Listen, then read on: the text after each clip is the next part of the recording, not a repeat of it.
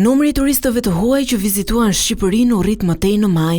Sipas Instat, në muajin e kaluar të huaj që erdhën në Shqipëri ishin afro 1 milion, me një rritje prej 1.4% krahasuar me majin e vitit 2024.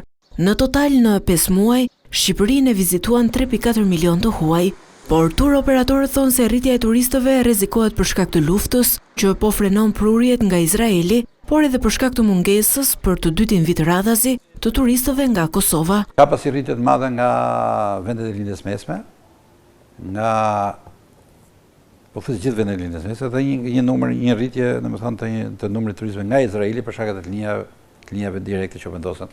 Që për fat keq, domethënë, ky numër tashmë po thuaj se është inekzistent për shkak edhe të mbylljes së hapësirave ajrore të shumë vendeve të lindjes mesme.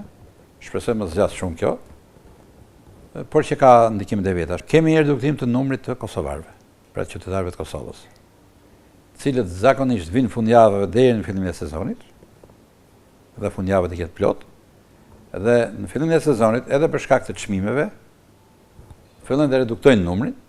Vrapi I turizmit mund të pengohet edhe për shkak të problemeve që po hasin çdo ditë në terren në zonat bregdetare, që krijojnë një imazh negativ për Shqipërinë. Që akoma dhe sot e kësaj dite, në hotelet e Durrësit mungon ujë. Pra, disa hotele po zbrasin pishinat për të mbushur depozitat, ndërkohë që shumë prej tyre furnizohet me bote. Pra, ne jemi në kulmin e sezonit, siç e thatë ju, jemi në pikun e vapës, dhe imagjinoni turist I cili shkojnë dhomë dhe të mos ketë ujë për dush, pasi del nga plazhi. Por një problematik shumë serioze është edhe ndërtimi I cili vazhdon në mënyrë katastrofale në zonën e Golemit. Shikoni gropat hapura, shikoni ndërtime, vinça, objektet pa veshura me rrjetë etj. Sipas Instat, pjesa më e madhe të huajve që erdhën në vendin tonë në maj ishin nga vendet e Evropës dhe qëllimi kryesor ishte për pushime dhe vizita tek të afërmit.